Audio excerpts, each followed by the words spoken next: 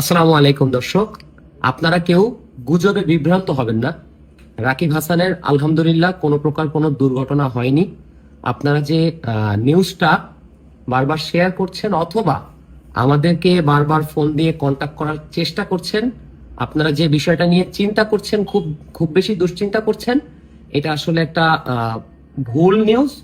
আমরা জানি না এটা কিভাবে এটা ছড়ালো।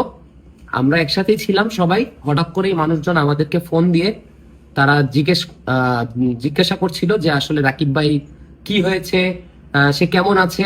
তারপরে আমরা ফেসবুকে আস্তে আস্তে আমরা নিজেরাও দেখলাম যে আস্তে আস্তে এই ধরনের নিউজ আসছে।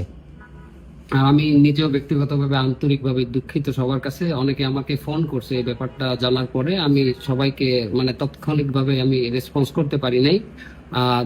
সবাই দোয়া করবেন। আলহামদুলিল্লাহ, আল্লাহ পাক আমাকে ভালো রাখছে, আমি সুস্থ আছি আলহামদুলিল্লাহ।